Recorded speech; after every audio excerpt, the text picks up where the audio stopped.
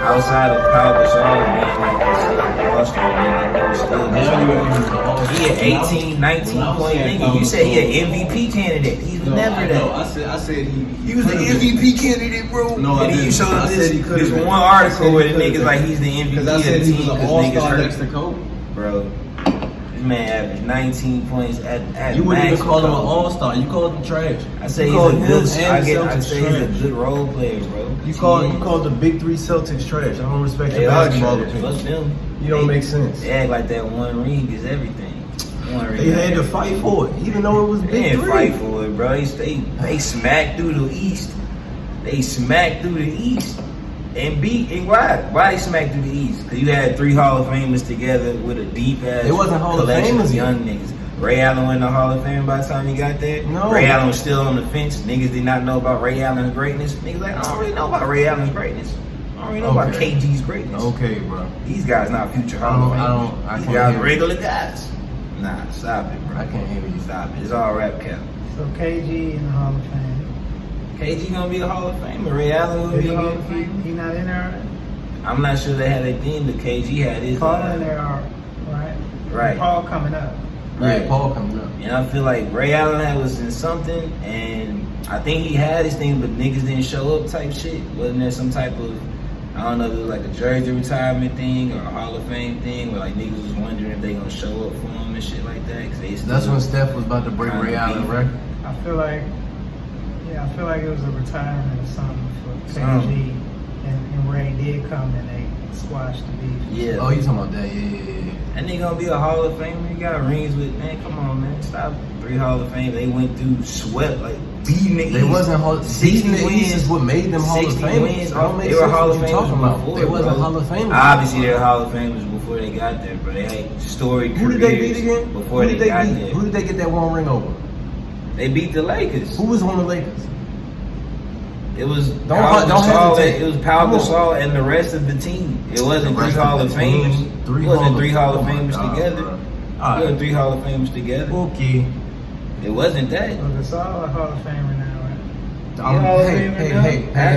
Hey, man, don't give him facts because he don't want to hit it. Ain't no facts in that. He's not a Hall of Famer. He ain't getting inducted. He had his jersey retired for the Lakers, bro. They just showed him love. Anybody get their jersey retired, they want to show him love. I guess they just showed him love because why? Not because he was a baller or nothing like that. Not because he was a all-star. Man, he got a ring with them niggas, bro. They showed him love, bro. He might get in the Hall though, just because of what he did in the Olympics. Right, shit like that. It'd be the Basketball Hall of Fame. Like Christian Laettner's in the Basketball Hall of Fame for college. Like Brain Hill in the Hall of now Fame you for got college. more. That's what it's for. It's for basketball. Like niggas be getting in that hole for all type of reasons, bro. Y'all mean the Hall of Famer? Why? He didn't do Hall of Fame number stuff. He just international. You ignore the part of Kobe's career where he wasn't he didn't pass the ball. Like, bro, that was his hardest years, bro. He playing with Smush Parker. You know when you ever been playing on the court and you hold the ball too long and niggas is like, damn, pass the ball. Bro, those was his hardest years. Like that was his prime, bro. That nigga just when was Steph like, Curry I'm about to try to do it by myself, even though I can't. When Clay was That's hurt, what that really was, bro. When Clay was hurt, right after the fallout of KD and Clay being hurt, and Steph was playing by himself in them trash. Those are some of the best. Those are some of Steph's best years, you talking bro. about something that has nothing to do with what we talking about. Yes, it does. I'm literally talking about how a nigga can literally have some of his best years. Talk about the one person. We already talk about Kobe. Whatever, bro. You're a Tracy McGrady LeBron fan, bro. Don't make sense to me. And you don't like LeBron just for the Miami decision, which means you don't look at none of the other facts. So it's an I thought he was decision. weak when he was with the Cavs by himself. Every time he lost, I laughed. He won. Then that nigga went he to came back from a 3-1 deficit. No, we talking about first 7 years of this man's career when he was losing in the Cavs. So what about the next whatever? Yeah, he cheated. What you mean? That's why he had to get the dub playing with D Wade. Bro, he just started having things. Then he added Ray Allen because he came back and redeemed himself, and that gave him a lot of political. They traded Andrew Wiggins for another nigga. You know what I'm saying? Talking about Kevin Love. Places, Kevin Love was a 2020 ass nigga. He wasn't bro. He made them decisions, bro. He literally said I would not go over there unless this happened. It happened. He went over there. He had Miami he talking about man Shabazz Napier. That's my guy. Hope y'all get him. Miami gets him. He leaves the team. You ain't even watching these All games. he did was make decisions, bro. And that nigga All he did was lame. influence the decisions, make his own decisions. That nigga That's lame, it. And he bro. redeemed himself with the Cleveland thing. Bron fan and KD fan. No, same see, you niggas, keep bro. lumping KD in there, and niggas Kinda don't rock same with KD niggas, like bro. that. Because They the KD same. didn't do it that way. And Kinda not only same. that, KD ain't got the stats like LeBron. KD ain't got the career They of the LeBron. same guys, KD bro. ain't building schools at the same time. You don't KD care ain't about go to his schools on hometown and do basketball, nothing, bro. They What the you same talking about? guys. They the same guys, bro. No, they not. They the same guys. If you look at them the same, your perception I is feel like weak. KD trying to, have control and the power LeBron has, but him don't. and Kawhi. it ain't working out. Yeah, Him it and ain't. Kawhi, like it's not working out. Yeah, it's not working that because way. They don't necessarily. They're not magnets. You know what I'm saying? Like people don't They ain't gravitate. I ain't people don't gravitate towards KD and Kawhi Man, like because they that. ain't them guys. They ain't LeBron. They the LeBron same can do niggas, that. bro. No, they not. And you keep doing that. Yo, which is G, weird. You And can't niggas do gravitate towards LeBron. Like, there's niggas that don't. There's niggas Yeah. like Kyrie that want to Dame, be away You from know what him. I'm saying? But those are other alpha niggas. The Yeah. rest of the niggas, they No, you can't gravitate call. towards. He don't call Kyrie an alpha. They the same niggas. Kyrie a losing player by himself. That's all he ever done. Well, when you It's a say team when you sport. say I'm just alpha, saying. you're talking like, for me, it's a mentality. Yeah, no, It's he not- don't think. it's not He a think game. Kyrie is just a loser who cries too much. That's what he thinks. I think Kyrie that is. Kyrie is. I mean, he does cry too much. Why you want to leave? You leave Bron. He's like, oh, too much spotlight on Bron. You get a great situation in Boston. You can't handle that. But he did his job in Boston. He didn't do his Nah, job. in Boston. he did a terrible job. Right. He did his job in Boston. He did, bro. Terrible. He He did. went in, as far as The same- I'm not talking about And he admitted that. He said, I'm not- I failed as a leader. in as a Boston." leader, sure, but as a baller, he He did his averaged job. 20 points when they got knocked out 4-1, bro. That nigga didn't do nothing. He didn't do nothing. Hey, He hasn't bro. really done much since. I don't think he was a fit for Boston, so I think when he went, Alright, he just bro. did what he was supposed to do as a baller, and he didn't do the rest because he ain't built to do the rest. That's just that ain't who he is. But that's part of it. You have to know who you are. You have to He know, ain't know yet. That's fair. You have to know if you the type that can put a team on So your back. okay, going back to my point about Kobe holding the ball, trying to do it all himself when he could. He had Why Smush can't we Parker, address that? bro. He literally had a trash team because around. Kobe was in the same boat. Kobe and That's what I'm saying. Kyrie is really the same. That's what He I've not, been though. saying. He don't agree. Kobe But- and but all Kobe- NBA defensive teams. And Yeah, shit. Kobe is. When I say the same, like Kyrie wants to be Kobe. Yeah, it's like that. The way But Kyrie- Kobe wanted to be Jordan. Kyrie don't have any of the intangibles that Kobe had. Not at all. So, whereas Kobe had some rough years, and then it started, and then once he got through those rough years, then he was able to be lauded as, hey, you might be the next GOAT. You know what I'm saying? Kyrie never made it over that hump because he keeps self-sabotaging. Yeah, Can't get out his own yeah, way. Facts. So, but that's also, we don't give enough credit to like the environments that a Boston player is still are- Boston. that a player If you is got a in. Kyrie in Boston, Boston is very not friendly to Kyrie's type of being. The same core that Kyrie left is may go back to the Eastern Conference Finals 2 times in a row. Yeah, that's the thing though. So like, it was bad for Kyrie, but it didn't mean it was a bad environment. Maybe Bad for he's the Kyrie. bad. He's Right, the, either the way, bad man. apple. You know what I'm saying? In that environment, yeah, still. I like it. Like Where I said, can he go? I feel like And then he goes to Brooklyn. Where can he He got go? everything he wants. He got KD. They traded the real team that the nigga had. Nigga had real niggas on the team. Like imagine if you had Claxton was still on the bench. Maybe you had Claxton and Allen. You feel me? Now I feel like the pandemic thing fucked Brooklyn up, Mhm. right? So maybe if he doesn't have to get the shot, it would have been different. And if he didn't get hurt, they would have beat us that year. And it's He always always Gary. circumstantial. It's always circumstantial He with always Kyrie Gary. because what happens is his morality sort of trumps his professionalism. So it's like when you're dealing with that, you know who you're dealing with at that point. So you can't, if you send somebody like that to Boston, I don't know who thought of it, I don't know who convinced him that was good, but they had to not know what Boston He wanted was to go to as a Boston. whole. Even still, like I don't think he knew what it was. You dig what I'm saying? But either, you know, you're gonna face that everywhere, right? Right. If you go to Milwaukee, overlook that. you got to deal with living in one of the most segregated places in the world, not just America, but the world. And so that's part of being a multi-millionaire athlete. You gotta adjust He's with just your not surroundings. fully built for that. You gotta get built for it, man. Like, that's what they pay you for. You gotta get built for it. Because everybody dealing with the same thing. If you in New York, you dealing with a media that has no respect for your personhood. They're gonna destroy you the minute you play bad. If you play in Utah, you're dealing with some of the most racist people in the country. Big facts. Yeah, of If course you everybody. play I'm just saying, him everywhere you specifically play not at, being built for that. You're dealing with a certain type of Yeah. energy, and you gotta navigate that. If he's unable to, though, And don't be in the league, bro. Where you want to hoop at, bro? That's Where like he go gonna go? home and- Everywhere he go, he gonna have to deal with something. He gonna have to figure that part out. You wanna But as go far home as and the hoop? baller goes, as He far 30, as bro. displaying the talent, bro, So now he's an alpha. Now As he in far as Dallas, him- right? Right. Which I So- feel like they gonna go far. I don't know, man. It ain't looking. It don't feel good. It feels like He about to leave, bro. they haven't figured it out. And if they have to choose between him or Luka, who do you think they're gonna choose? They choose Luka. They choose Luka every Yeah. time. Listen, So- I understand all of that. My whole thing is just he's an alpha who's talented, who can ball. Like, Yeah, he- talent-wise, he's an alpha. And, Man, and he doesn't mentality, agree. He says those decisions that he makes don't to matter, not, bro. to not mentality-wise, be he's built an for alpha. it. But there's too many other missing Hey, it don't matter. intangibles for him to realize it. So, like, I feel the He would same way leave about LeBron Kawhi, around. right? Yeah.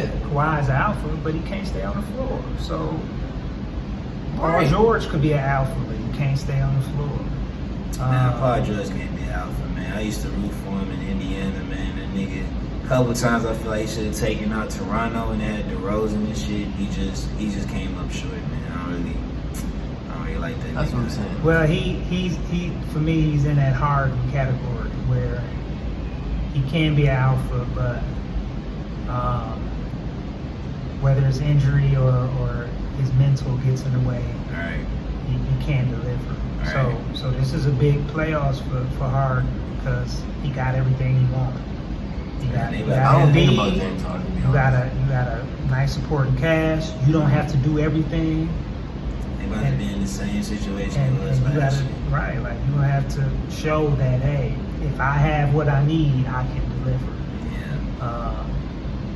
But he probably can't, man. Boston is too. I'm really upset they lost their coach, man, because I don't really think they're gonna be able to. I guess they're gonna make it as far as they can, but Boston. But without Udoka, it's like I ain't really liking what that nigga Missoula doing. And I don't really like the lineups, how he got them folks in the offense, not defense. It's like Boston's best strength since they gotten Tatum and Brown. It's like, yo, we all play this college type defense where we trap.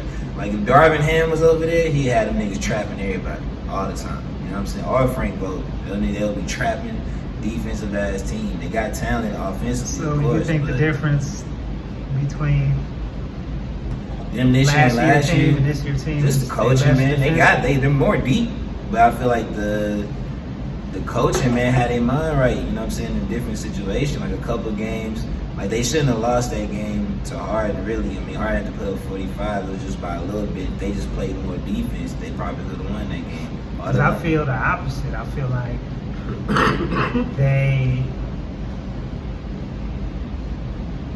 last year in the finals, their issue was scoring. Right? Yeah, but they ain't have as many ball handlers. They got more now. You feel me? You add Brogdon. That's what I'm saying. White right? have an So extra year. You gotta They're a better team. You gotta utilize it. They're a better team. They ain't like White was playing last year, but he was bitch made last year. I feel like this year he's a little bit more comfortable. They have Brogdon now. They got more weapons now. They ain't have that many weapons. See, you saying it's White fault. Why wouldn't it be Udoka fault? I want to How say, White was playing last year. You don't think he instilled in them any? You don't think he tried to give him any confidence? I feel like confidence in the green light is so important. So you don't think he had the green light back then? It's a possibility. I don't think he, I don't think he was on handcuffs, but I I do think they score more this year, and Yeah. I think it's a mentality that was needed. Like they needed. Like I was worried about us playing Boston. I was like, I don't know if we could beat Boston. So we just don't have enough scoring to outscore them. Yeah. But shit, we couldn't beat Miami. Brogdon opened it up for him though, man. It's like maybe probably Everybody's scoring, bro. maybe Like, probably old boy gave him the green light. I ain't gonna say he did or not, but it's like he was also a late addition to what they had last year. Like he came in after the trade deadline, so I ain't really gonna. But White wasn't hooping as well as he's hooping this year. You know what I'm saying? That's really all I can say about it. But they got more offensive firepower. I just don't know, man. I feel like if like Spoelstra, if he had Hero, because I don't know how they'll beat them without Hero. But if he had like equal pieces and it was like a matter of out coaching one another, I feel like Missoula would lose. But you know, he got the most talented like team in the East for sure. So it's just, you know, talent be beating out in the NBA if niggas got their mind right for 4 games. So let me start this. We didn't even start this off. Yeah, I was gonna let Yo, you so yeah, a lot of what's the opinion deal? on it. Welcome to the Some Chill podcast. Your boy Tyler DEAUVEA, my man CHILLYHARRELL. Got a cool guest here, man. One of the guys from one of the events. Talented, multi-locational, multimedia artist, man. My man Tay Butler, man. What's the deal? man, appreciate y'all for having me, man. It's always love, man. So. How does event feel? Like if you remember, like this was a little second ago, a few months. Yeah, man, I be talking to people all the time about like you just gotta make moves, just do stuff. In art, we feel like we need justifications or somebody to accredit us, or I can't do a show. I need this gallery to give me a show, or I need this museum to give me a show. Just do your own show. Like, why does it have to be a hierarchy? Both ways. If a gallery or museum don't want to give you a show because you've already been doing your own solo shows, that's corny. And if you scared to do a show for yourself because you're worried about if it's gonna make you look, unprofessional or mediocre to some higher entity, you corny. So I appreciate y'all for saying, fuck it, we're gonna do what we gotta do. We're gonna do our thing. We're gonna work with the artists in the city. We're gonna put people together that maybe not would normally be together, and we're gonna do this community thing. You feel me? Yeah, that's a Definitely perfect way appreciate to it. embody that. Yeah. Can you tell us? Tell everybody about your background, man. You got a story, man, and how some of that goes into your work. If you don't know, Tay does a lot of collage work. You got some oil paintings too. You still heavy? You practicing that, or you just got the one off? Nah, I'm doing whatever. Same with what I just said about doing your own thing. Like I feel like as an artist, you don't need to like say, hey, I'm a painter, and so all I can do is paint. You know what I'm saying? Right. Or I'm a photographer, so all I need to do is photography. Yeah. I just do whatever. Yeah. Whatever I'm trying to say, I find the best medium to say it. Yeah. Right. Right. I get that. So sometimes that's paint, sometimes it's drawing, sometimes it's collage, sometimes it's video. It just depends on what it is. You know what I'm saying? As far as my story, man, I moved to Houston end of 2014.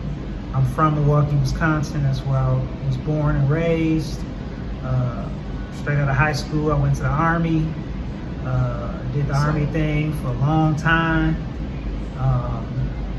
Went back home to Milwaukee. I had just got back home from Iraq. I was working in the power plant. 100K salary. You know what I'm saying? I got kids. I got all the toys. I got the charger with the rims on it. I got all the bullshit. But I was like miserable, like literally miserable. Every time that alarm clock go off, it's time to go to work. Like I feel like I gotta throw up. You know what I'm saying? And it was like, you know, I had that moment where I realized, damn, yo, like, money really isn't everything, like they say. Like you hear people say that and you be like, that's something broke niggas say. But that's not true. Like everybody gonna hit a point where they realize, damn, I'd rather make less and do something that means something to me and keep making this money. In the middle of my first year in the military, because I graduated high school and went right in because my brother was in. And he said it ain't as hard as the projects we grew up in. So that was all right, cool. Right. And then I got there and realized I was a non-conformist and it was different. Right. So I had, like you said, the toys and whatnot. I had like a Cadillac on 24s. I was doing a lot of ridiculousness. I'll just call it that. It was a lot of, but I didn't feel good. You know what I mean? At all. I had to start my day with like 2 shots just to think about it. Right. So eventually, you know what I'm saying, I found my way to get kicked out the army, but still under general honorable conditions.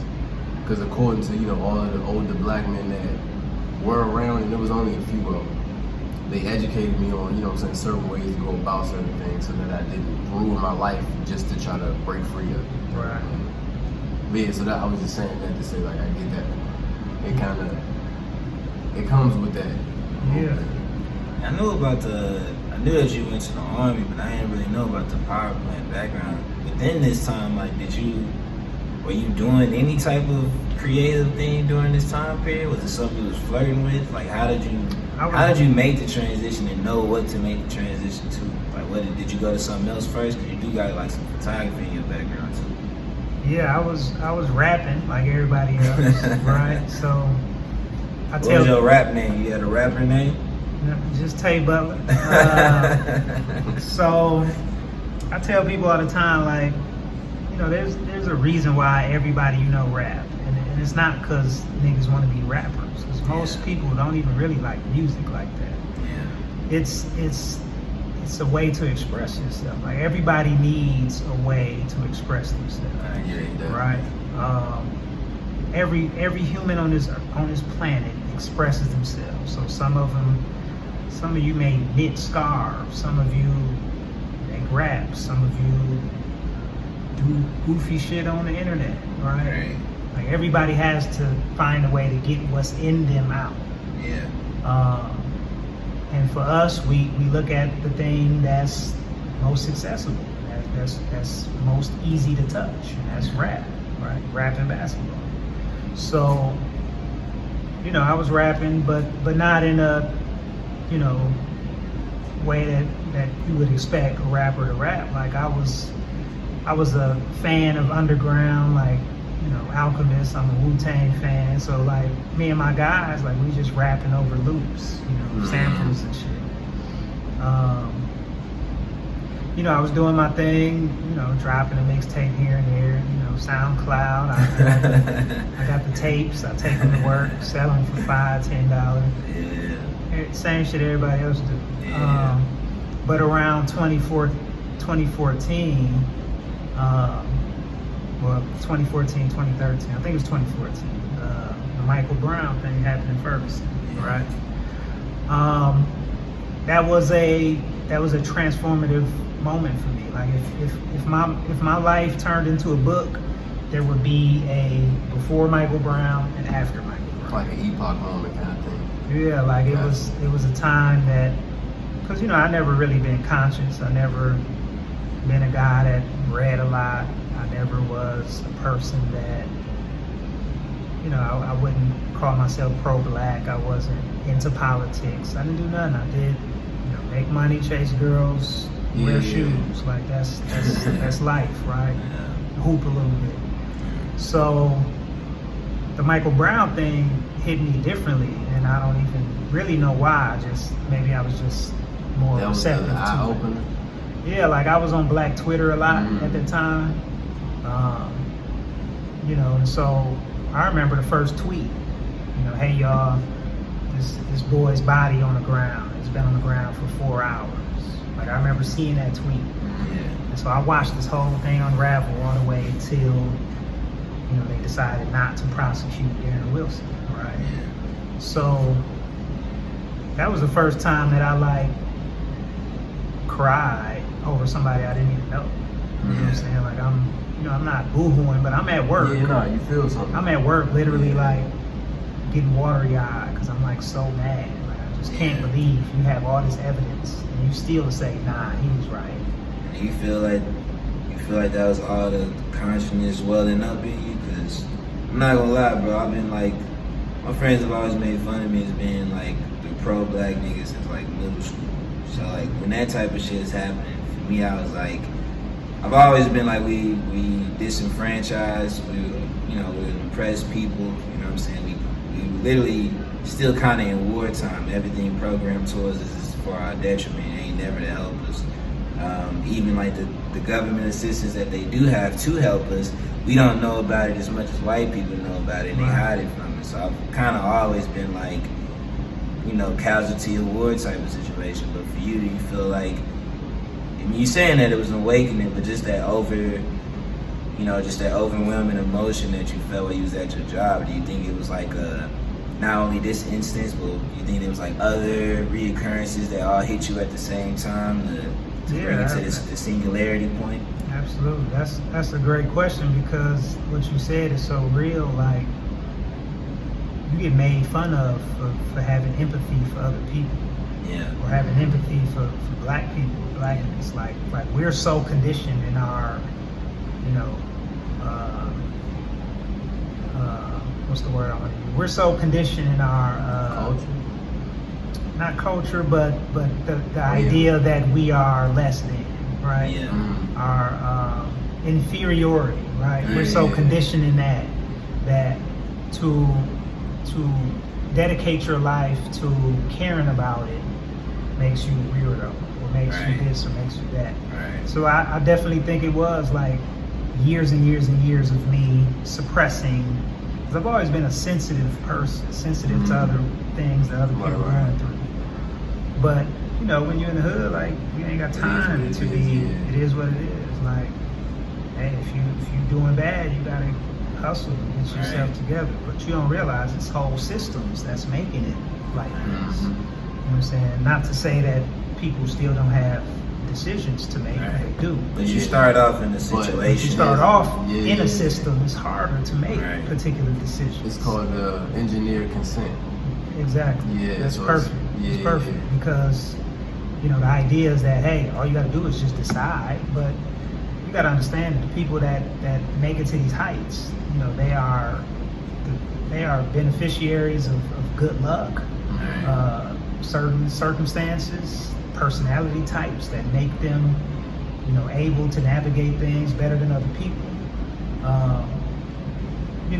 Most people are dealing with mental health issues that they don't even know about. They don't even know that they're in anxiety. They don't even know that they're right. Like, so you can't just say do better. All you gotta do is decide. It ain't always like that. But anyway, so like, I've always been sensitive to that, but I think the Michael Brown thing was different because I was like seeing it. Right. It's different when you hear about Tamir Rice and you hear about Eric Gardner, even though we saw him get choked out. Yeah. It's different to like see the body just laying there. Yeah. You know what So I'm for saying? me, it wasn't as jarring to me just because I'm like the definition of a statistic when it comes to like project babies. So all of like the worst of America and the conditioning and all that, I was sort of born into it. Like, my mother was a crack addict kind of thing at the time. You know what I'm saying? She cleaned now and got degrees and whatnot. But at the time I was born, she was already addicted from 16 until about, I want to say 40s, 50s, somewhere. So I'm born in between there in these projects. So by the time I was 11, I already saw bodies.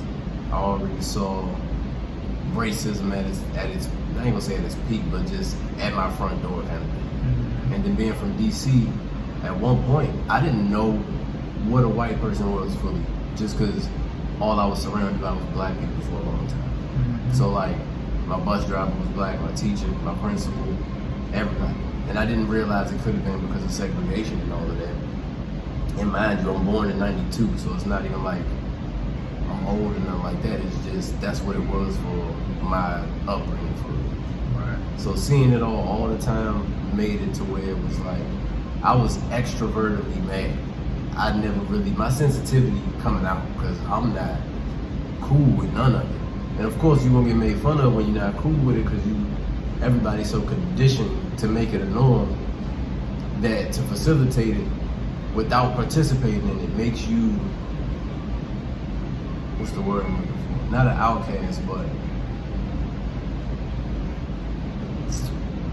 what's the word? Defiant. There we go. It makes you defiant to how they think, how they are, or how we are supposed to be, or conditioned to think we're supposed to be. And then from there, and you know what I'm saying, my parents trying to find their way out of addiction, we ended up in Islam for a minute because she married a Muslim, and that changed my life because now I got discipline, I got reasons to do stuff, I understand things differently, you know what I'm saying? And then that ended because they stopped. So then after that, I'm just running wild in high school. I was gonna drop out several times, my mother wouldn't let me. And then military, so now I'm my first experience in the military in AIT, so I get out of basic training, go to job training, and my bunkmate is an Aryan brother, like blatantly tattooed all up, everything. Like in his uniform, he just looked like a square. Outside that uniform though, I share a room with him, all tattoos of Aryan tattoos. So I gotta deal with that. Then I'm like, all right, cool, I get to my duty station, they send me to Oklahoma. I'm like, I'm in Fort Sill with nothing but like, it's just here, like this is what's going on. So then I'm like, all right, I'm gonna leave here, go back home, and then gentrification happened, and so all of the blackness I knew, it's trickling its way out, and it's still getting kind of crazy. So it was like, I don't know, I've just always been against whatever it was, but it sort of made me look like I was against my own people when I wasn't. So that's the defiance part. Yeah, like you don't really have you don't feel like your efforts is worth it. Right? Yeah. Because like if you're trying to do something, you're not necessarily getting support, cooperation from your own people. Right. If you're trying to do something, you're getting all this resistance from them. Right. You know, from the dominant society, right? So you just kind of just go with the flow and just say, fuck it, I'll just get money. Right. And what I'm supposed to do. Right. So I feel like the Michael Brown thing is like a switch. Like it flipped to me saying, okay, I'm just one person. I can't change everything, but what does it look like for me to do my part? Do my one little part, number one, but two, you know, am I living this life in a way where if I die today or tomorrow, I can say I got the most out of it, right? Right. Did I get the most out of it? And am I able to give something, pass something down to my children? And the answer to all those questions was no. I'm working, and at the best, I'm gonna get a couple $100,000 in the 401k. I can't pass them my job. If I die, they're not gonna fill my slot with my kids. They're just gonna move on, right? I don't have nothing they could be proud of. Yeah. There's nothing, you know. One of my favorite, you know, poets, a Muslim named Amir Suleiman. He has a quote that says, "One day you will be somebody's ancestor. Act accordingly." Right? So, what am I giving them? What am I passing to them? When they say I'm Tay Butler's daughter, Tay Butler's son, what does that mean to other people? What are they gonna say? Are they gonna revere my kids, or are they gonna be like, oh, your daddy was a cornball, you know what I'm saying? A coward, or this or that. So I decided from that point on, I'm gonna create something. I didn't even know what. I just knew I was gonna do something. So what was your first piece? What did you do first? And what was that process like? It was crazy, man. I started taking all my money and putting it in the bank and putting it into my 401k and making sure my credit was good. Yeah. And then a year later, I quit my job, moved here. My daughter's mother, my wife now, she... Congrats to that, you know what I'm saying? Man, Y'all both two married men, you feel me? Black family still exists, you know what I'm saying? That's what's up. she moved into a position. She worked for Wells Fargo, and so she transferred her job. I came down here not knowing nothing. I didn't know what I was gonna do. Yeah. It was like, hey, I'm gonna just figure it out. I ended up going back to school. Went to U of H. I wanted to go to TSU, but they didn't have photography. Yeah, we didn't have that. So that was an issue because that's kind of what I initially thought I was gonna do. Yeah, Actually, I take that back. They didn't have graphic design. I believe that. That's what I thought I was gonna do. I went to journalism then, so I had no clue what the art. Yeah. And then at the time, the journalism program was mid, so I don't know if they got better now, but Yeah, I mean, HBCUs have their funding issues and Yeah, everything limits. else, and not just funding issues, but the state actually giving them the funds that were allotted to them. then it's like the type of alumni. I mean, other PWIs that have like boosters and niggas that's giving back money to the shit. It ain't really that. It's not really like that. You know what I mean? I think we had Tavis Smiley at one point. Then he kind of got jammed up, so they took his name off the radio station. Like, Yeah, you got that, but then you got like, I don't know what the situation with Texas and TSU is, but like there's multiple stories alright, that happen every year. Like you find out that states are not giving the money that's supposed to go to alright. the HBC. So like the latest one was in Tennessee State. The state of Tennessee owes them like hundreds and hundreds of thousands of dollars. Alright, Just not giving it to them. alright. You know what I'm saying? Yeah, man. So I went to U of H for graphic design. I decided I didn't want to do flyers for a church. You know what I'm saying? That's what you end up doing with graphic design. You end Yeah, up, that's how you end up getting your money. yeah, you end up doing Making odd flyers jobs and shit like logos that, for people. working for some agency and they just telling you what to do. Alright. I'm like, I know I'm not going to thrive in that position. Mm-hmm. What do you really, really want to do? All right, I want to be an artist. What's a path of that for me? Let's go with photography. I've always liked photos. I've always loved magazines. I've always loved posters. So I kind of took that approach, and that was the start.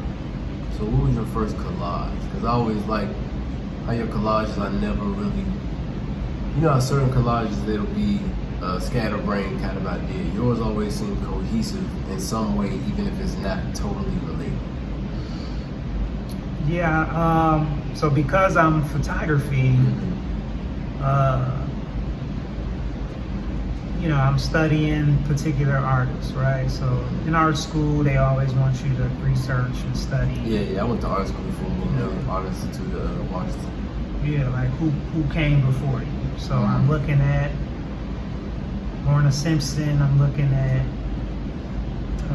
Carrie Mae Weems, I'm looking at Hank Willis Thomas, I'm looking at my biggest influence, the man that I call Dad, Romare Bearden, right? I'm looking at these artists and I'm saying, I kind of do this already. Like, back when I was a kid, I would take or younger, I would take the poster out of Slam magazine. I would cut it up and then I would like make little collages on my wall. So if you come into my bedroom wall, it's basically a big ass collage on the wall. Got it. If you come into my studio today, it looks just like my wall used to look in my bedroom. Right? I like photos. I like images. I like to manipulate those images. So I was already doing that naturally. But when I saw that there were other artists, in particular black artists, who were doing it but using it like to talk about the black experience, I was like, well, this is right up my alley. You know what I'm saying? So, I'm in photography, so they want you to take photos. They want you to traditionally make photos. Just go, And I'm like, well, I don't really want to do that. Yeah, that's not your I album. want to do collage. And they like, well, I like this, but what if you took a photo? I'm like, yeah, but I like collage. Right. So I just keep fighting with them. And by the time we graduated, half of my class doing collage. You know what I'm saying? I just stuck with it. I kept going. I kept pushing back, even though they wanted me to just make photos. And this ain't no knock of them. Like they supported me 1,000%. My undergrad professor is the reason why I went to grad school. You know, she talked me into it. Told me that, you know, I was too good to stop where I was. But we like what we like. Yeah. You know what I'm saying? We like what we know. And they didn't know collage, so they didn't really know what to do with it. But I kept going, and it opened a lot of doors for me. I did the same thing with photography. I was in the middle of an internship,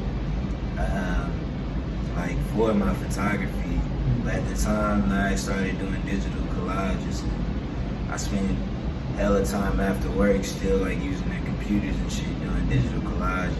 And I was just like, I wasn't a good employee anyway. Like the dude told me, it was like, yo, I mean, you might want to be an artist and where you can wake up when you want to. I was a terrible employee. For the only black person there, I was always late. Like my work was good, but I didn't hold it down for us as a community and working at all. But it was kind of the same thing. I did photography, and then I still wanted to make something. Didn't really want to deal with people, and I really don't know why collage came to my mind. Like I don't feel like I never even used the word collage until I was like, I'll make a collage, man. Like I just started doing this. That's Probably pretty being interesting. multifaceted and wanting to put it all in one place instead of having it separate all the time. Yeah, but even just thinking to do a collage when you're not thinking about it, it's kind of, it feels random at the time. Yeah, it's how the brain works almost Yeah. on paper It feels random, like or whatever medium. I feel like it's not as random as we think. Like I'm real interested in like the theory of collage. You know, Romare Bearden, I love him as a maker, and I love the images, but I also love the way he wrote about collage. And he would say particular things that make so much sense, like to be black is to be a collage, because the edges between your different influences and different experiences are porous, so they're like mixing together and overlapping. Yeah. So like, you know, take him for instance, like he was very, very, very light skinned. So like he has like white somewhere in his lineage. Yeah. But he's from North Carolina. But then he moves to Harlem. But he loves jazz. But he's incorporating, you know, railroads in the work. But like he's also a fabric enthusiast, so he loves fabrics, right? So like texture. So he's thinking of all these things that mean something to him, but that you normally wouldn't associate with each other, right? And I think that's the black experience, you know. That's exactly what the events are designed for. The black Yeah. experience, but to be nuanced. That's why it's art, games, pamphlet. It's just a way for all of it to exist in one place, because it don't really get that opportunity all the time. Nah, you don't. And that's a perfect example, right? Like you don't have to. So the way he talks about collage is where a thing can be its own thing, but combine with other things to be a greater thing. Right. Right? So I talk about this a lot when I do workshops or whatever, right? So if I take a cut of LeBron James or something, and the picture is from 2022, but then I put it with a car from 1975, but I put it with a background that's from 1931, but I put it, you know what I'm saying, like everything I put it with, it retains its natural DNA. It retains what it is. That's why it feels so cohesive. But it comes together and creates this new thing, right? So would you say like it also will represent like the evolution of a certain type of energy, and that's why the collection of the work works that way? It's like a synergy of. It's like sampling. that's the best. That's how it feels when I collage. It's like, you know, you're making a beat and you sampling and you like getting drum, you getting sounds here and sounds there. So I mean, yeah, well, so I guess I understand what you're saying with the synergy. I'm certainly more in the sampling space because like when I'm making collages, if I'm thinking about how my collage sounds, I'm thinking about like Dr. Dre and The Chronic or like DOC. Like, have y'all ever like really listened to those albums? this is a DLC album.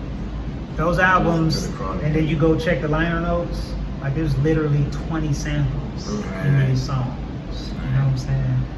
The beat comes from Metallica. This sound comes from Ray Charles. This sound comes from Megadeth. jazz, right? This comes from this.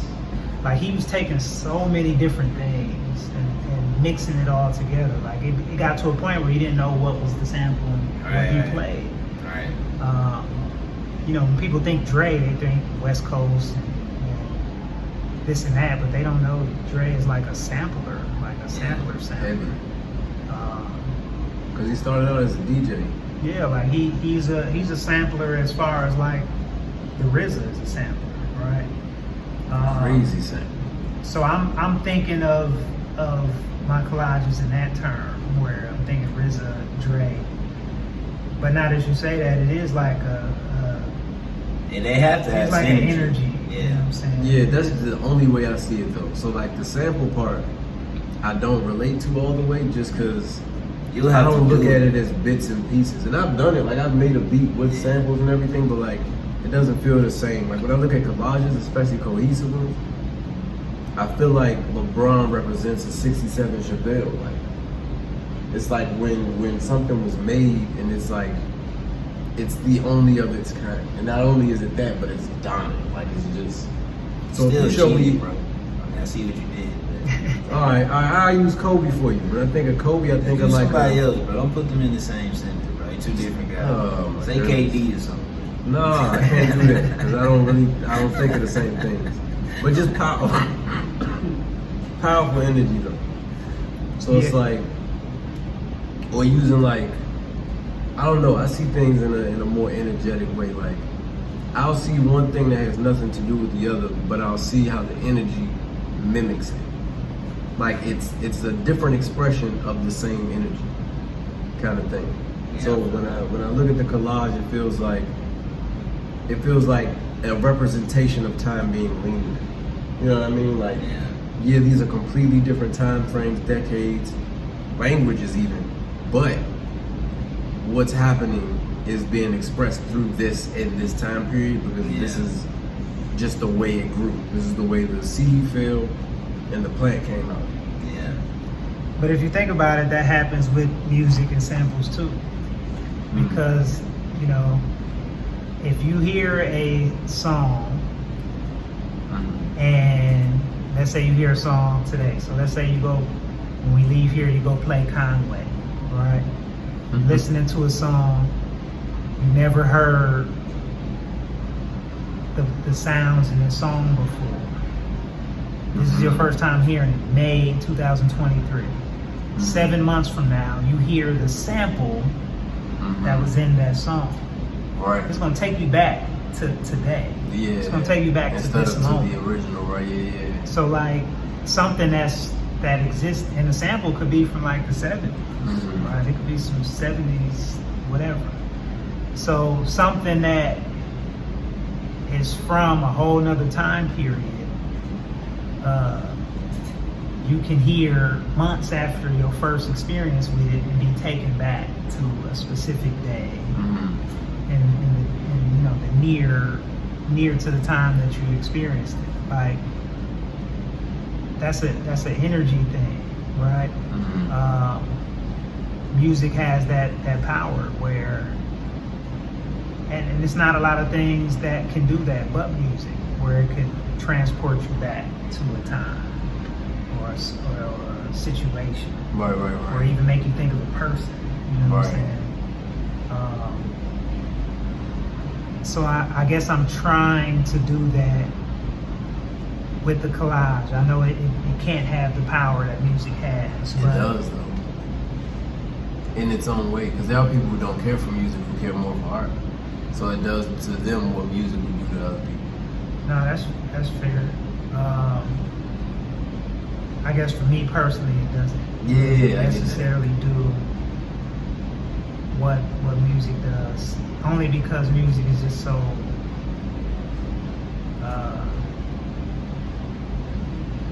like so emotional. You know what I'm saying? Mm-hmm. Like I've never, even though I'm an artist, I've never seen a work of art and got goosebumps. I have. Have you? I don't know, man. I feel like I haven't seen. I need to go haven't more. recently. You know what I mean? It's like I've seen like man, this dude named Al Giuseppe, or his name ain't Giuseppe, but Gio Petty or something like that. He had all these like skinny ass sculptures and stuff, right? And Museum of Fine Arts, they had like a show of his like maybe a couple months ago, and I went. You feel me? It was a lot. It was a lot of work, and like that being a lot of work kind of left me I had to sit down because I couldn't like just take it all in. So I feel like when I'm around an artist, large body of work, I feel that way because I think about like how much time they put in. I start to think like, damn, if I put all my work in one situation, would it look like this? Do I have more work to do? But like one actual piece, not unless it's my own, because I'm able to, you know, the transporting thing, my shit's mostly narrative work. So I'm instantly back to where the fuck I was. And I'm looking at a piece, like I remember why I made the piece, what was going on. But for someone else's work, it's kind of like, it's so personal, like you don't really know what they meant when they did their thing. You'll have to talk to them and ask them. So I never really feel that way about a particular piece. But when I'm surrounded by a bunch of their works, I'm like, damn, this is intense. Creation in itself kind of does it more than the piece does. Right. In my case, I even had that recently, but I will admit I'm a lot more easily moved because I'm just vulnerable to a lot all the time. So when I first got down here, I realized first that the South is tribal, and I really like it. I appreciate how there's a space for weird niggas and weird shit that gets pushed over there, and everything that's solid keeps itself here, and it doesn't mind who misses it, who's ignoring it, because as long as it exists, it's cool. So that got me, but then, like working with the artist, Nail Times Art, she got this piece called Flow Like Lava that's very simple, but it gave me goosebumps because like the concept of it made me go into a rabbit hole that led to a lot more kind of thing. I feel that. So it was like I saw it and I just was stuck staring at it. And then I thought about the title is called Flow Like Lava, but she made it blue. So like it's like water, but then I'm thinking how lava turns into land, so we pretty much live on top of lava in a lot of cases, you know what I mean? And then earth comes from that and growth and everything, so it's like, it sent me on a whole thing about just the act of creation itself to a point where I'm rebranding myself and my brain to be about creation spelled in a different way. So it's like, I'm easily moved in that kind of way. Like even with your collages didn't move me as much as your hats did. And I don't know why.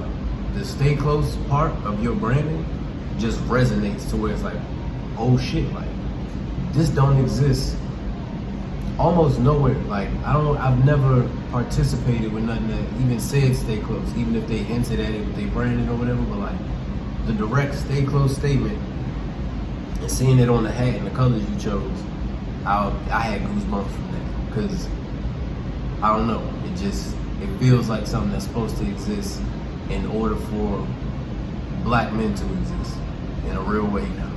Without you saying it though, without you explaining it to me, even at this moment, you've never explained it. I don't even need to know what it means. I'm gonna ask you to explain it, but it's like You pretty much already know. Yeah. It's like, man, that strikes me. You know what I mean? That's love. I appreciate it. Stay Close was like, just a nod to history. So, back in the late 60s, 70s, the catchphrase was wake up, right? So something that the Panthers would say. Spike Lee put it in all his movies. Spike Lee always put it in his movies. It was their catchphrase to like, think This conscious. is what's happening. You know what I'm saying? So then it went from wake up to, I'm not sure if it was one in between. It was probably one in between, but I'm gonna skip over that one to Stay Woke, right? Stay Woke was probably like 2000s. I think Erykah Badu was kind of like credited as one of the people that at least elevated it. I think it existed like maybe on Twitter or something, right? It was a Black Twitter thing. So Stay Woke was the new version of Wake Up. Well, like everything we do, white media gets a hold of it and poisons the word, where now woke is a pejorative used by conservative people to identify when things are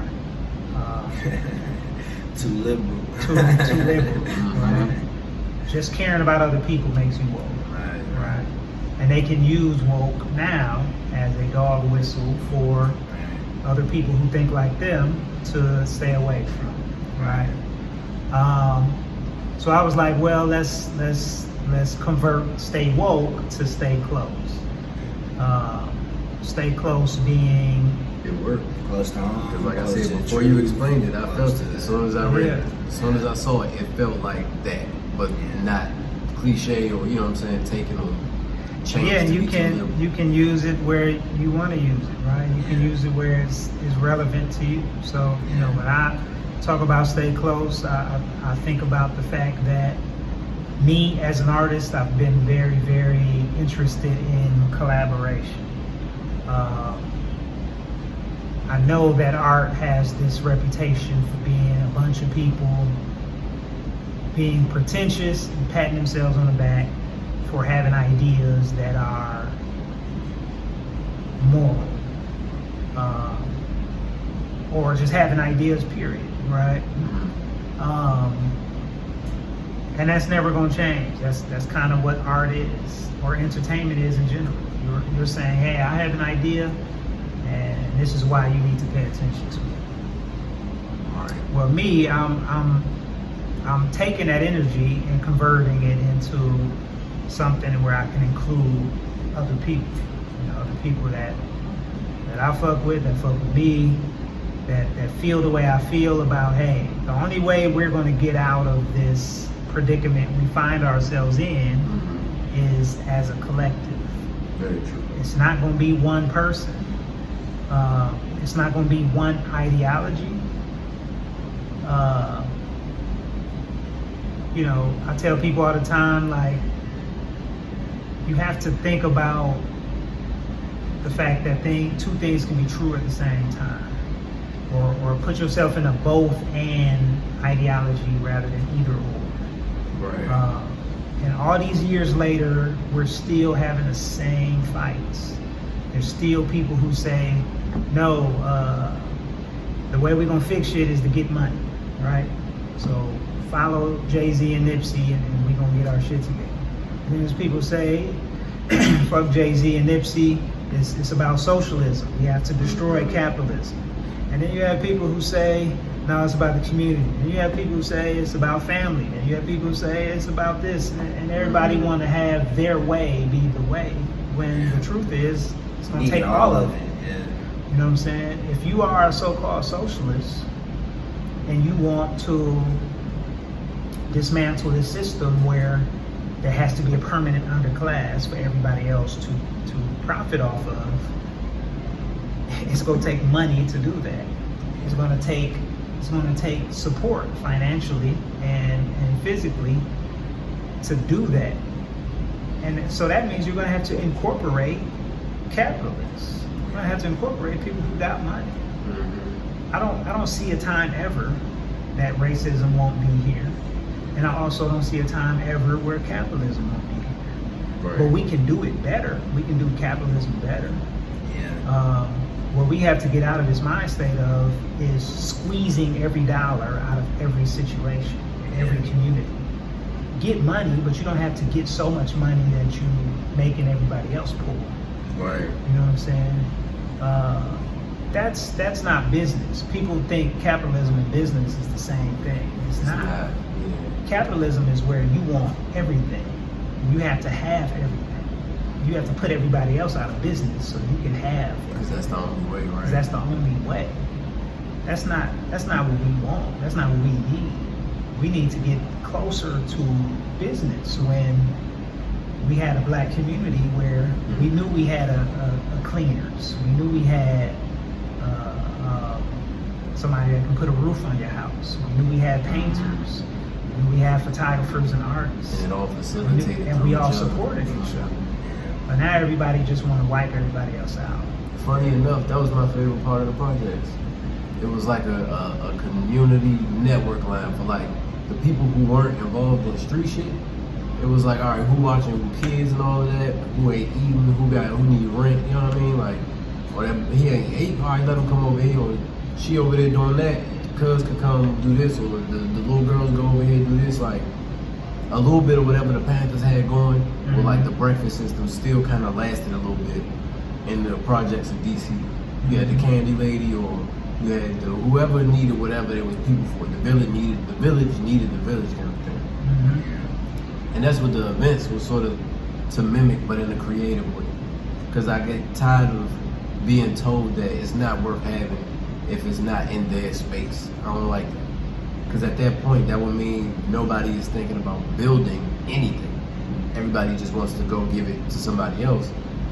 Me and Tyler both agreed. We were like, man, we just need to create a space to where we can have it for ourselves. Like, we don't need to be a part of anything. Now, if they want to include us at some point, okay, cool. But like, we need it to be ours, sort of like food, like for us, by us, in a way where everybody can get theirs off, be cool, eat, and go on. Yeah, and us, you know, one thing we have to do at some point is be willing to critique blackness. Yeah, and receive critique. And receive critique. And we're still in this emotional space where if you say anything, you know, critical or, you know, perceived as negative towards somebody black, then you're some traitor who wants to align with white folks, and that couldn't be further from the truth. Right. What we have to acknowledge is there's some bad energy in the culture. Yeah. And this energy of squeezing every dollar out of everybody around you is bad, right? This energy where everybody thinks that they are a mentor or a teacher now. You know what I'm saying? Everybody always wants to be the person that you need to follow. When, hey, let's just collectivize and form something powerful that can actually have real impact. You know, choosing to be the leader versus to have an impact. Now, there's nothing wrong with being a leader. There's nothing wrong with beginning something, starting something. But everybody can't do it. Everybody can't have their own nonprofit. Right, exactly. How are you supporting other people's nonprofit if you got one too? Everybody you know got one. Right. Like, why not get with one that's already doing the work and help them be stronger? Offer something to them that they don't have right now. You know what I'm saying? But that comes from a lot of stuff that's in our culture right now that we gotta think twice. Is it making it better? Is it making it better that we've taken this thing called black excellence and made it where it's not even cool to have a job and just take care of your family? Right. Or to choose something that's outside of the showy things, like entertainment, to choose the norm. Choose the norm. People can't even choose the norm no more. Right? Like, I didn't quit my job because it was just a job. I quit my job because I wasn't good at it. Right. And I didn't like working around Trump voters. And I didn't want to be in a power plant for the rest of my life. That's why I quit the job, not because there's something wrong with it. It just wasn't for me. Right. I'm a creative person, so I'm going to use my creativeness to not only get a bag, but also redistribute it back to my communities. That's very different from somebody who just don't want to work. Right. Because they want to go There's a viral. difference between not Those are trying different. and being a bad employee. Yeah, like Some people are just not employees. Like it's just I retired from the military, and I worked in a power plant for 10 years. So I've given enough time to that lifestyle for me to know, okay, this not for me. Right. I know I can't do this another 20, 30 years. Also, like, at the time, I wasn't spending a lot of time with my kids. So my thing was, well, who cares if I'm giving them all this money and supporting them in the way that a dad is supposed to, if I'm not influencing them? Right. You know what I'm saying? It's just as important to influence your kids as it is to take care of them. Man, all of them got your swag, man, from the IG. All of them, you feel me? You got your likes, all of them got their likes and shit. That's cool. Man, that's important. Well, that, again, that's like me having more of hands-on connection with them. Obviously they're older, so certain things rub off. But like when I was working at the plant, out of a 30-day month, I might see my kids 8 to 10 days. The rest of the time I'm working because I'm on a 12-hour shift. Right. You know what I'm saying? I would happily take less if it means I get to drop them off every morning, or pick them up after school, or go to her track meets, or in the case of my son, fly back home at the drop of a dime. I'll take less to be able to do that, as opposed to never seeing them. But I can take them to Disney World every summer. You know what I'm saying? So, just for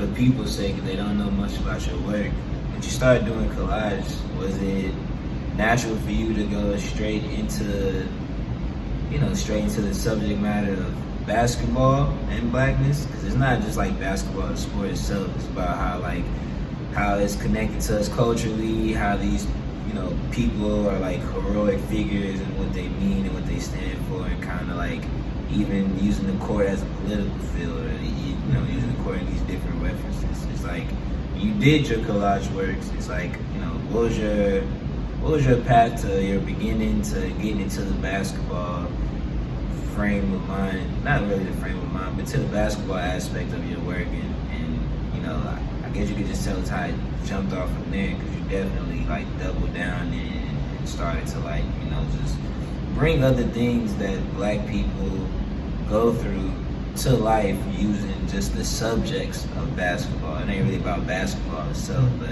necessarily black people and its interactions with this one sport that we're connected to. Yeah, so I would say 2 or 3 things. One, I never want to make art where I'm on some intellectualism shit. Yeah. Where I'm trying to show people how smart I am. Yeah. Or how many books I read, or how many big buzzwords I can use. Yeah. I'm gonna make work that resonates with myself first, and then people around me, right? So, initially in undergrad, my collages were based on migration, like movement. My family being from Alligator, Mississippi, moving to Milwaukee, and then everybody moving back to the South. Yeah. So it was about that. Once I got to grad school, I felt like I wanted to talk more about basketball. And the reason why was because, and this is point 2,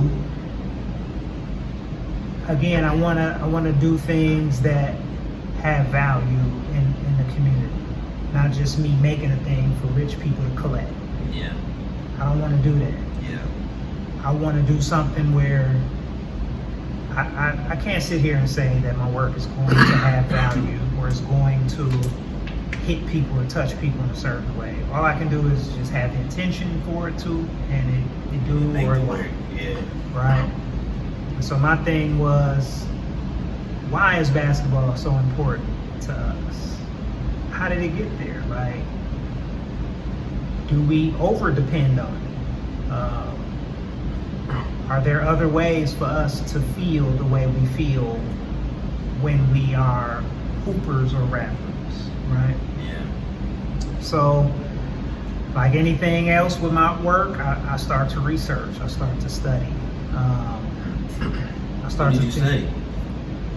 Man, everything. I go back to the beginning of basketball. I think about how did basketball start. The ABA, the NBA, why did they merge? Well, the Black Fives era. So I don't know if you heard of Black Fives. Yeah. So like, what was basketball before it integrated? What was it like after it integrated? How did basketball become so big for college? Yeah. Right? How did basketball become so big in high school?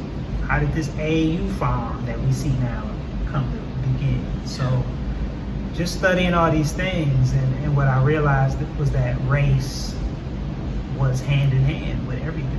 Yeah. There's a reason why we are so dependent on basketball, and that's because we're rewarded in a way that we aren't rewarded anywhere else, with the exception of, like, you know, entertainment, rap, right? Yeah. I would say to one of my guys, like, when your son drops 30 in his high school game, watch the way that you reward him and applaud him and congratulate him. When your son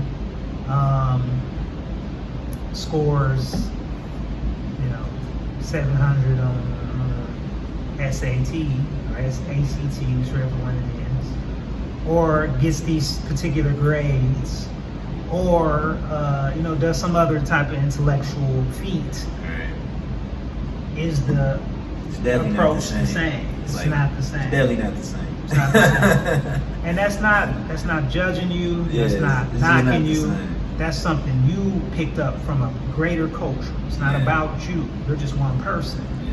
What it's about is the entire culture. Yeah. Think about, what other thing can you name except basketball where you Yeah. can get unanimous support from the hood, Everybody in the community. teachers, Facts. women, street guys, Yeah. everything. Yeah, definitely sports. People say, well, fashion, but that's not true. No. People don't support you in fashion until you go blow up somewhere. Yeah. Right. Or music. They don't That's support what you you're as a black local man. rapper. In the fashion, you low key get called gay first. Right, You're a black right. man in You don't the get fashion. support in fashion until you see Jay-Z wearing it.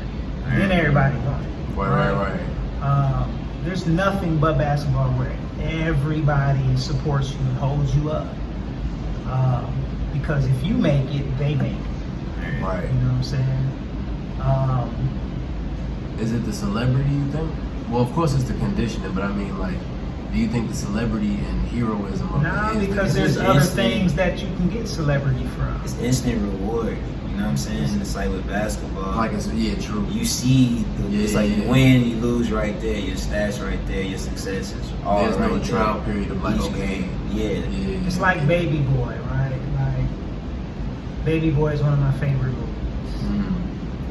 Mm. The metaphor for Baby Boy is that a baby does things based on getting its needs met, right? The baby's gonna cry or holler or scream or move based on if the baby's hungry or has a wet diaper or whatever, right? As humans, we retain some of that. And so again, when you're doing this great stuff in a community or with your grades or with this or with that or religion, church, you know, the mosque, wherever it may be, the support and the embrace you get from that is way lower, way more subdued, laid back, low key It's a very humble than what you celebration. get from when you drop 25 on a paper. in Frantic, school. yelling, fist pumping. You know what I'm saying? That can go for weeks. Like people gonna talk about you for weeks at a time. The best looking women in the school is coming after you. Teachers are giving you leeway. You know what I'm saying? People who make clothes are throwing you free clothes. Rappers putting your name in songs. It never ends. It's endless. The support you get. Humans are super social. We need that. We like to act like we don't care what other people think. That's cap. Like everything we do is based on what other people think. People may change. How many people may change, but you do things based on support and acceptance from other people. So when you're constantly getting that support through this game, you want that. You know what I'm saying? And it's not, so that's why I say it's not celebrity, because I know so many people who have no celebrity, right? And they still hoop because it's still something that they can be supported for. When you overseas playing in a Soviet Union league for $65,000 a year, you get more support for doing that than if you was here driving a bus making $65,000. Right. You know what I'm saying? Because that's looked at as more like you're doing Prestigious. you're doing what you're supposed to do. You're black excellence. A lower version, but black excellence still. Right? When you driving that bus, it's like, man, you don't want more out of life? Right. You know what I'm saying? Like you did all this to become a bus driver? Right? You did all this to drive a bus. I think the black excellence thing has to be like a reaction to just being forced to get those type of jobs. I feel like not just a bus driver, but any type of job that'll give you like a little salary cap at the end of the day, or a lifestyle cap. I feel like just overtime oppression and just seeing the things around us and it not being attainable for sure.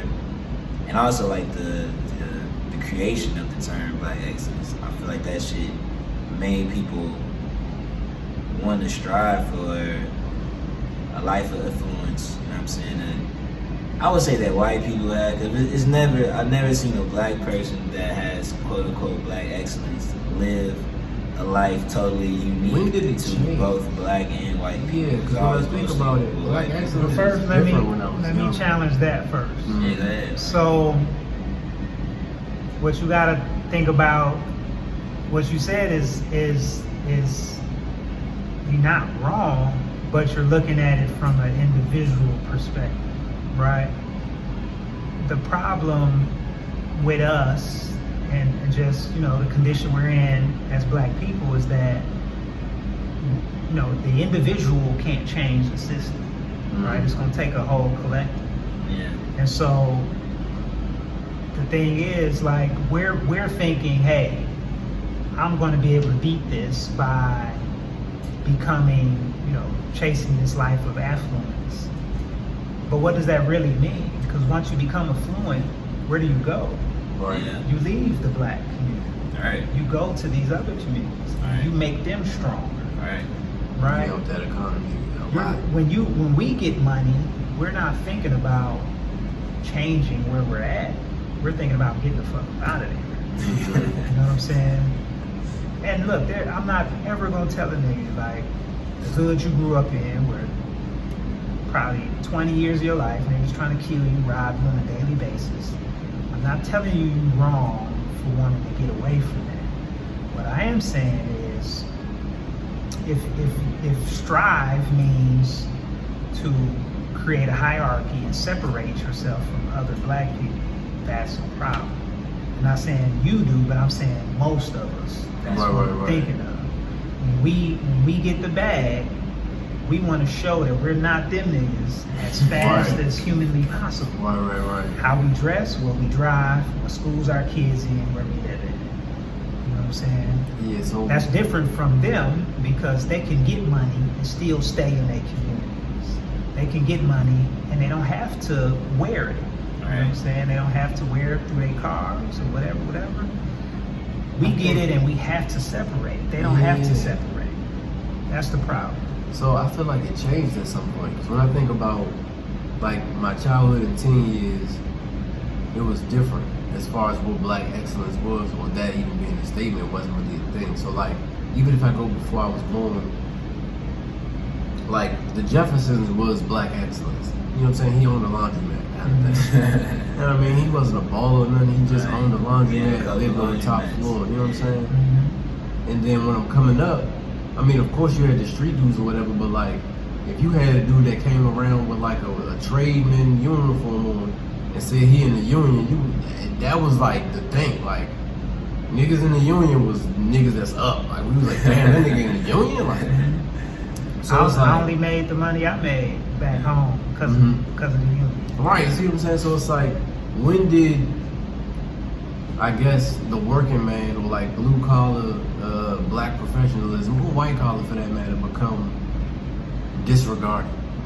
Is that like a media thing? Two things happen. Number one, deindustrialization, where you couldn't just graduate from school, be black, and go make $80,000.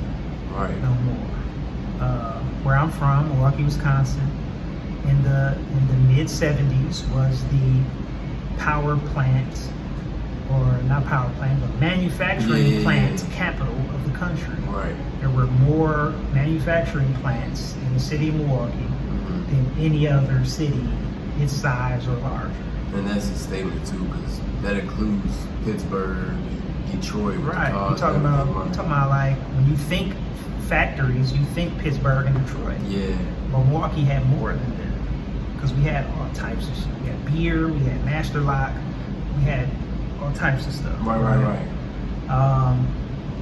Well, you know, Reagan and the conservatives come in and start changing the rules. Right, Reagan was the union buster, wasn't he? Yeah, but it started before him, where they were just trying to like lift the rules to what you could make and what corporations were expected to provide to the employees, and where you could have employees, right? And so deindustrialization happens where, we're not finna pay the common worker here at $80,000, and we can export this shit to Singapore and pay them $8 a day. Right.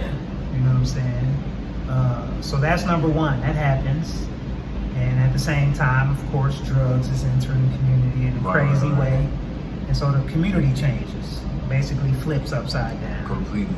And then number two, people don't want to hear this, and I would be called a traitor for saying this, but at a point, hip hop sold us a lifestyle. And that lifestyle was not stay in your neighborhood and take care of it. Oh, okay, right. That lifestyle was get the fuck out of here. What's your, just a quick question, what's your relationship with rap right now? For the past couple of years, I've slowly been like, just detaching myself from like the programming of rap music, for sure, you know what I'm saying? Like, I still fuck with it, like just in terms of like the programming of it, like how it affects like your ideologies and your perspectives and what you see success is and what you're trying to go for and shit. I've definitely been like just detoxing from that shit. What's your experience? Because you slightly older than me, so it's like you know, the music you was jamming in college and stuff like that, college years, developmental years in that time was way different than mine. Like, I'm jamming Migos and Future and shit like that. So like, what's your experience been like? Really, what has your experience been like with rap? Because rap has done a lot to us, some positive, some good. I mean, it definitely made men a lot more, you know what I'm saying, a lot more chesty, and be a lot more masculine. It's like a place for us to like scream and growl and rah when a lot of places we're marginalized. So that's a benefit of it. Right. But you know, the negatives and stuff, like, you know, what's your experience with it been like? Yeah, so, you know, like I say, everybody has to express themselves, right? Yeah. And so, like, you're perfectly right. Like, rap is the way that it is because it's us being able to say all the shit that we couldn't say at the job or at the school or wherever, you know. Everybody is fuck the police until, you know, they got that gun pointed at you. Right. You know what I'm saying? So, you know, I'll never not listen to rap, hate rap, but I'm like you where, you know, I'm no longer programmed by it. Yeah. Right? I'm able to listen to Uzi Vert and just like the song. I don't accept it as a cultural behavior code like maybe I would have 25 years ago. Right. But luckily for me, 25 years ago, 30 years ago, you know, I'm 43. So when I was coming of age, they say that the music you listening to from, you know, between the ages of 10 and 20 that's going to form who you become. Yeah, right? That makes sense. So when I was 10, I was listening to, you know, Public Enemy and PMD. And then when I was 15, you know, 1995, I'm listening to Wu-Tang, Nas, you know what I'm saying? Any Shit Dead like Prez? that. Dead Prez. You know, that came later as I became more, you know, conscious. But typically does. But yeah, but even just like the so-called mainstream music I was listening to, like the mainstream was different from today's mainstream. Right. So you gotta remember, Public Enemy wasn't underground; they were mainstream. Like they were on, right? The way that you know, Little Baby is on, that's what Public Enemy was, right? But that's a different time, right? Hip hop was used as a community tool then. Once it became a tool for labels to create millionaires, then it became what it is now. Now that I don't hate no music. I'll easily put on Young Nudie and then take that out and put on some Slauson Malone. So I can go in all types of different ways where I'm super experimental and you know, avant-garde, jazz or whatever, or you know, future or whatever, right? That 10 to 20 statement just made me think about something too. I got introduced to Currency's music around 11, and I've just latched onto that, and that's sort of not who I've become, but like the people who have listened to a lot of Currency just get it. It's for the ones who was right there, like while it was happening, but somehow came out, I don't want to say stainless completely, but stainless, for lack of better words. Like, and yeah, that really shaped, because everybody else I was around, of course I could listen to Gucci, of course I was listening to Wayne and all of that, Jay-Z, Kanye and everything. But like you gonna gravitate who feels like they are closest to you, really. Yeah, like you gonna gravitate towards whose personality is like, that would be me. Like if I was a rapper, that would be me. Yeah, So I when definitely want to do it that way. like my son named Nas. Like when I was growing up, like I wanted to be Nas. I look at Nas and say, that would be me. Like that's you move like I move. And so, you know, you may be entertained by everybody else, but you're gonna kind of find a pocket of somebody that's like, that's my personality. That underground, I'm gonna give me some money kind of thing is where I gravitated to. Yeah, and then so, he had a community, so I always like that part too. And so when you 10, 11, 12, those are the people who shape who you are more than the people around you. You know what I'm saying? Because that's an ideology. Or that's a star that you're looking to, like a North Star. Like that's the North Star. That's a compass, right? And then you start to put other people around you in the mix, and then you kind of land somewhere. So I definitely feel like rap. So again, both and. I'm never either or. It's always both and. Hip hop is both the most powerful cultural element in the world, probably, and for a very long time, a detriment to our community. It's both and. It's both because it gives people a way out, and I hate the word way out, but it gives people a way out, and a way to like express themselves, and a way to create a whole new life for themselves. But at the same time, you got a lot of very young, impressionable minds who take this shit as gospel. And they go out in the world and do these things based on what they think this reality that this rapper created is real. Yeah, little kids love Young Boy. Bro, Like real life. Listen, I teach after school to Conway Elementary, Blackshear, a couple of different elementaries. And every time I say, y'all want to hear some music? Young Boy is the first thing they say. Love him. Every time. They love him. And so think about how many people make a pie chart. Out of all the elementary kids that listen to Young Boy, what you think is the pie chart or the percentage of people who listen to it and like it versus people who listen to it and want to emulate it? Probably about 70, kids, I don't know, man. 70, 30, or 80. Go a lot of different ways. And sometimes you don't even know that it's happening to you. Right. Sometimes the programming is subconscious. Right, Yeah, right. You know what I'm saying? I definitely Sometimes you noticed feel yourself not doing a thing because you're like, Young Boy wouldn't do this. And you don't know that you're doing it, but you're literally doing it. It's very young boy right now. You know what I'm saying? Like how many people would be excelling in school, but they're like, this ain't some shit Young Boy would do. Right. You know what I'm saying? It sounds funny, but it's so real. Like, Yeah, I I know got a a lot of homie people that that, went that far. won't allow themselves to be their fullest selves in a particular lane because it doesn't get them the reward. Right. You remember when Chief Keef first came out? Now I don't know how fast he got to the South when he started blowing up, but in DC he got there quick. Well, you know, I I'm had- from Milwaukee. White came Yeah, So yeah. Chicago's an hour from Milwaukee. Right. So Milwaukee Now, definitely. we didn't brought have that. drill. Mhm. Milwaukee, even though the gangs are the same, like we Right, have all right. the same gangs. Mhm. Chicago's gang world is clearly different than, Yeah, than definitely. Milwaukee's gang world.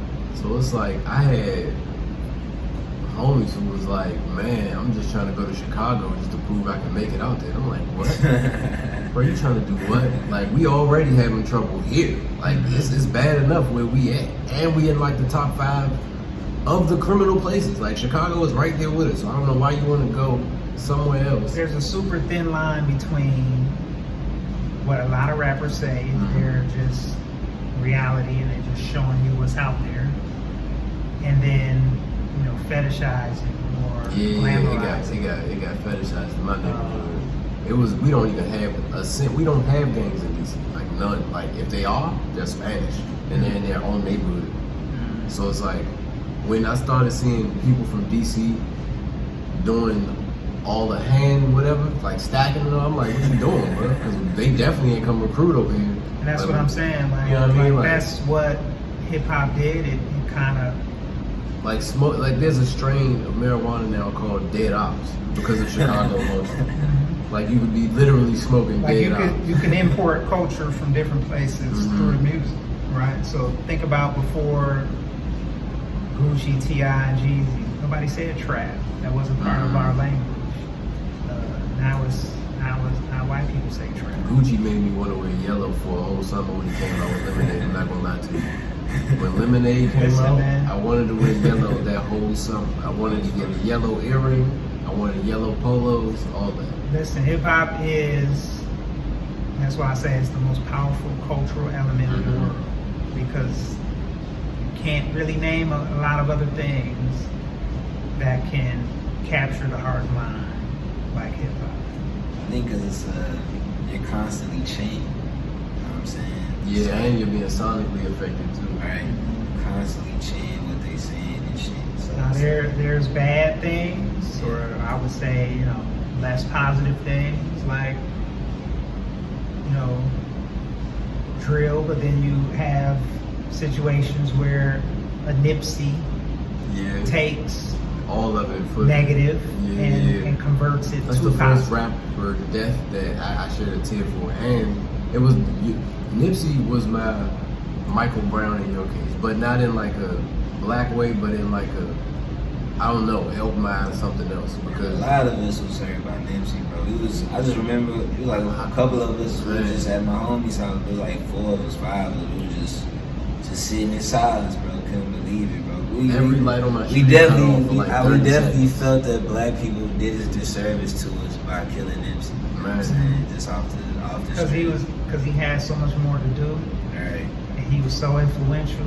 Man, especially if you watched it the whole way through, like from before Crenshaw, Bullets and around everything. Crenshaw till now. You know what I'm saying? I told this. I told I was talking to somebody, and I told her she didn't understand what the Nipsey hoopla was about, and I was telling her what he was about. And she was like, well, "Who cares? Like, you already have other people doing this." No, not like And I'm that like, though. "That's true, but you gotta understand. People take messages from the people that they respect. People take messages from the people that mean something to them. You know, Cornel West can say this shit 1,000 times. You know, Yeah, this well, person can say articulate the way something that's supposed 1,000 to be felt times. that way though, yeah. But when he said it, he's able to get people that aren't already there to think differently, to think Yeah. about it. That's what we want. This whole thing about access opened me up to a whole another thing. So like with the Proud to Pay, I was already listening right before that. Like I had just discovered his music and Kendrick around the same time, like 2012, 2013. So I'm getting kicked out of the military and discovering them too. Overly dedicated, and Crenshaw was pretty much all I was listening to. So I'm like, man, not only can it exist, like the mentality of it, but like it can flourish. So then not only that, but then nobody's giving me any insight. Even though Currency was like my #1 forever, he never told me anything within what was happening. I didn't find out the lights was getting cut off in his crib and all of that till later on. You know what I mean? So it's like with Nipsey, it was like a raw thing. Not only was it raw, but he was saying, I went over here and did this way, and this is how they got it set up. This is how this is working, and here's how you get access to these things, and here's how we can do it ourselves. We can build our own, we don't need them. And then there was the whole fuck the middleman, Proud to Pay, and then he got the bread from it, and that changed my perspective on what I wanted to be as a creative as a whole. Because at first I just wanted to be with whatever was the thing. Once I saw that, my entire mentality went, well, I can just build my own. Why wouldn't I just do that? And of course, before him, there was always talk of, them niggas get killed and, you know what I'm saying, or that shit ain't gonna pan out. But in his case, he did it. Not only was it working, it was panning out in a legitimate way. He wasn't like the 40-year-old drug dealer who possibly still whatever has ties and people coming home that he knew and all of that. Even though he actually was, but he wasn't at the same time. So Yeah, it's I just hate that what he was doing was so important, because he was doing the opposite of what I say everybody do, which is go elsewhere. Like he was like, I'm gonna bring something back to where I came from. Right on the same corner in the same neighborhood. Same parking lot. Right. But it's fucked up, because to get killed in that same parking lot would deter so many people from doing the same thing. That was intentional, I feel. It would make so many people say, why would I Why come would I back follow to that? where I'm and from then to this is do what happens. good? Because this is what they do to you. I just feel like it was so damaging. But I feel the same way about Pac. I feel like Pac would have had, I feel like Nipsey is just that generation's Pac. His generation's Pac, where he was going to have such a profound influence on people for the better. You still have some negative shit. You still Right. Talk about a woman crazy. Yeah. But he was going to influence a lot of other rappers to be more positive. And to think, which is the most important thing. Nipsey is making other niggas say, what am I doing for where I'm from? I could be doing more. I could be doing What am I saying better. in my raps? What am I, and that's what it takes, man. Like when I say it takes everybody and everything, like it do. Yeah. So, people like Nipsey was. Yeah, did you get to see the Tupac documentary? Nah, I'm gonna sit down It's and watch good, it, man. man. It's I good. caught About an him and the episode. Fiend. Yeah, I caught an It's episode. good. I'm Now like, they this do is good. skip a lot of different things, but they still tell the story well. The little bit I saw was good. I liked how Yeah. detailed and specific it is. Yeah. I finished it. This is good. Yeah. I like it. But it was good having you, man. You know what I'm saying? At the event, I ain't here today for the podcast. Yeah, man. Thanks for pulling up, bro. Really appreciate it, man. Appreciate Definitely it. doing more of these, man. I'd like to have you a part of it in the future, man. Definitely. For sure. Bigger spaces and stuff like that. So, yeah, man, we definitely link up next time. What you got? What you working on right now, man? Is anything? Yeah, be your socials Anything in the and things like books? that. I definitely need to give me a triangle tee and to stay close at. I need both. Yeah, summer is usually the time when it's about, I spend so much time planting seeds. Now I'm in the harvesting season where I'm like, reaping the benefits and doing shows and stuff is happening. So now I need to go back to make more seeds. So it'll be a low-key summer. I'm gonna be trying to make as much work as I can. I want to do a show at the end of the summer, a big show. I got a show in fall, and it's gonna be pretty big. Okay. Otherwise, I'm just on the gram, man, trading memes, and doing what I do, man. Stay close, Tay, on the gram, and that's really about it. Yeah, before we leave, bro, that humble Giannis hashtag, bro, is the best thing. I've been saying that to all my niggas who really dig riding Giannis. They not Giannis fans. They just hating on jokers. They not even Giannis fans, bro. They really just. But that humble Giannis, that shit was humble Giannis, because I can never take away how much he's improved, how much he's gotten better, how big he's gotten, how unstoppable he's gotten. But there's still two glaring holes in his game. And that's the inability to give him the ball in crunch time because he can't make free throws. And that's he doesn't have two moves he can go to. right. If he can't bulldoze past you, he gonna struggle. Bro, it's like the fact that he be doing some post hooks, but they still ugly. The fact that Still ugly. he need to work on post hooks. He gotta work on For sure. moves. Like you gotta have, first of all, to be that big, that dominant, and never even sniff the post is crazy. Right. You know what I mean? You gotta stay there, but you can't like not sniff the post. Yeah. One, two, we're not asking you to shoot 90% from the free throw. We just need a solid 70 in the playoffs, right? And you did it when you won, because you went like fucking 90% from the free throw line. Crazy. You went crazy. But that shows like that was just a stroke from God. Like, like we just need you to be decent where you're not scared to shoot. Right? If you can be competent at the free throw line, develop one move, something to spin. Like you can't just keep going hard right and spin. Right. Like, everybody knows that's coming. Right. So now what they're doing is get in front of you. They just They catch really each played other. the wrong team because Miami know what you and gonna do. Milwaukee be having back and forth. Like they knocked them out in the bubble. Then Miami got knocked out by them. They kind of know it. You know what I'm saying? Miami not a good matchup. No. Anybody else, yeah, but Miami literally knows. So who you got winning the whole thing? Like who you got in the, or at least in the finals? I hope LeBron gets another ring. Yeah, I feel like Golden State gonna get through them for some reason. You think so? I It looks a do. little political. I hate when people do that. It looks a little political now. Like you can't. I'm a fix the Lakers game. fan, and I'm a Lakers fan, but the second quarter last night is just like, man, so many texts and flagrants, and all this was called at one time. It was just kind of whack. I feel like I don't think they're above fixing NBA games either. I feel like it threw them. The off their referees game. just trash anyway. Like the True. referees been trash. all Some year. games be worse than others, though. Some And it games be like, worse than damn, others. what the fuck are y'all But doing? I don't. I never bought into the like some refs fix games, right? Obviously, we had refs fixing games, we had individual players fixing games, but I've never believed in the idea that the NBA is like, hey, we need to go 7, so we need y'all to lose today, we need y'all to win tomorrow. Like I don't believe that. Like I don't think players would ever agree to that.